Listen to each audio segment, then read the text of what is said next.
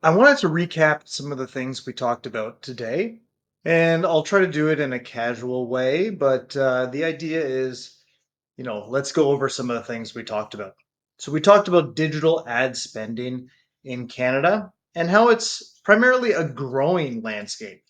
So, think about it this way: digital media dominates the advertising market in Canada, accounting for 70% of all ad spending. And it continues to grow at an average rate of 10% annually. By 2024, digital ad spending is projected to exceed $15 billion. This trend highlights the ongoing shift from traditional to digital media as advertisers prioritize where consumers spend their time. Okay, let's shift a little bit and think about what we talked about with regard to the various types of digital media. So, digital media encompasses a wide range of channels, each serving unique purposes and audiences. Now, remember, key types include search. Now, what do we mean by search? Well, think Google search, Bing, DuckDuckGo, when people are quite literally searching for something, searching for a product. So, search is the largest segment of digital advertising in Canada. Google, of course, is the most dominant player in this segment. They control 52% of the search market with 57 billion in revenues. Funny enough, they are followed by Amazon as the second largest search engine, which has been steadily growing its share. Search ads are crucial for driving traffic and capturing consumer intent, especially as more users turn to search engines for product discovery. Now, social media, that would be the second type of digital media we talked about. Social media accounts for 25% of all digital ad spending, contributing to 68 billion globally. However, growth in this space is slowing as other platforms, such as video streaming services, begin to take a larger share. Social platforms, including Facebook, Instagram, and TikTok, well, these offer brands the opportunity to engage directly with audiences through targeted and interactive ads. We also talked about OTT. Now, remember what that stands for: over the top, or CTV, connected TV. OTT, well, over the top. So this would be Netflix, Prime Video, Hulu, Disney, any streaming service really. OTT is the smallest digital channel, generating $25 billion in revenue, but it is the fastest growing with a 20% growth rate. Like I mentioned, platforms like Hulu, YouTube, Netflix, these are all incorporating more ads to offset declining subscription revenues, creating new opportunities for brands to connect with audiences in a streaming environment. Okay. We also kind of contrasted everything we just talked about here, as well as all the various different types of digital media with all the various types of traditional media. So let's talk about some of those as examples. Traditional media, while declining in its share of ad spend, still plays quite a large role in a comprehensive marketing strategy. So common forms of traditional media include: one, television, of course. TV ads offer mass reach, but lack the precise targeting of digital media. However, brands use TV to build awareness. They create a broad exposure for products or campaigns. Print, think about newspapers or magazines. Print media is considered more niche today, reaching specific demographics through publications with specialized content. It offers high credibility but lower engagement compared to digital platforms. Okay. Another type of traditional media, of course, is radio. I mean, I was listening to the radio on my way back home today. Radio continues to be a go to for local advertising and reaching commuters, although its audience is limited, I would say, compared to streaming services like, I don't know, name your favorite one. Outdoor ads, think about billboards and transit ads, bus stop terminals and um, things of that nature. Billboard ads, transit ads, these are useful for high visibility campaigns in specific geographic locations. But these lack, of course, the interactivity and obviously data driven targeting of digital media.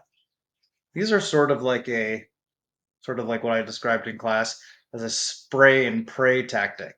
Exposure is the main goal here. Brand awareness is the main goal here. You can't really understand how many people you are targeting at a granular level. You just kind of want to get something out there and have people see it. Whether they're on their way home, whether they're, you know, commuting to work, you understand the geographic area. You can get some demographics about that understanding, but that's about it. Now, one thing I want to cover as well, I hope we covered it a little bit today in this week's class, but I'd like to also talk about why digital media is outpacing traditional media. A lot of this is going to be obvious, but it's worth mentioning, of course. So the rapid growth of digital media can be attributed to several benefits that traditional media struggles to match. Now, viewer time spent is certainly a big one. So Canadians spend an average of 7 hours per day on digital platforms, drawing advertisers where consumers are the most engaged. Digital media allows for a greater share of attention than traditional media. Think about when you woke up this morning, the first thing you did when you grabbed your phone from the nightstand on the side of your bed. Well, of course, you didn't check your email. You checked Instagram. There are different platforms that are geared toward people's attention at different points of the day. You kind of did a lot of doom scrolling before you moved on to another platform at different times in the day. Maybe, you checked Facebook or you checked LinkedIn when the day was over. You of course looked at Netflix, between the hours of, I don't know, 6 p.m. to midnight. Everything has its place. Okay. Why is digital media outpacing traditional media? Well, technology and efficiency is another reason. AI and machine learning technologies, these enable advertisers to be cost efficient, effective, and strategic in milliseconds. This, of course, drives the rise of programmatic advertising. Now, programmatic tools combine technology and media management to optimize ad performance. Okay. There's a ton of other benefits of digital media that I'm going to go through now as well. So, global reach. Now, what do I mean by that? Well, digital media allows brands to connect with global audiences. Cost efficiency. Digital media is often more affordable than traditional media. Measurable results. Okay, digital media campaigns can be tracked and also analyzed in real time. Effective targeting. Ads can be tailored based on user behavior, based on their interest, and based on their demographics as well. Increased engagement. Interactive ads like video, social media posts. Well, these drive more user involvement. Flexibility. This is a really big one. Campaigns can be adjusted quickly based on performance. Improved conversion rates, right? We remember what a conversion means. That's when you take a visitor on a website and convert them into something that you want them to do, right? You convert them into a customer, you convert them into somebody who's filled out a lead form or whatever, maybe somebody who has um, filled out their name to be a part of your newsletter or something like. You've converted them to do something. So digital media offers improved conversion rates over traditional media. Data driven ads, of course, these can achieve higher return on ad spend, higher ROI altogether. Social currency, this is another big one in terms of what makes digital media better than traditional. So, social currency is the mechanism where you have kind of engaging content, and this builds brand recognition and trust as well. Okay. Finally, I would say greater ROI. So targeted campaigns typically yield better returns. And when I say ROI, I mean, return on investment, but also return on ad spend, ROAS, return on ad spend. Now, of course, there are challenges. It's not all sunshine and rainbows when it comes to digital media. It's not always, the golden solution. There are challenges that face digital media. So despite its benefits, digital media faces several challenges. Let's go through those now. So the first one, I think, is probably the biggest one. We've talked about that one today, but privacy concerns. So users are increasingly weary of how their data is collected and also how their data is being used. Disinformation and lack of transparency from platforms exacerbate these concerns. Okay. A second one is measurement transparency. So, marketing professionals struggle with managing advertising frequency across fragmented platforms, making it difficult to measure overall campaign effectiveness. Okay. Seeing ads too many times can be a problem. Not seeing ads enough on one platform versus another could be a problem. This is difficult to manage from a marketer's perspective. But in terms of transparency as well, it's difficult from a measurement perspective because we don't know who to attribute credit to. If you're running Facebook, if you're running Google, especially in this kind of world where cookies aren't so prevalent to track user behavior, how do you know who to give credit to?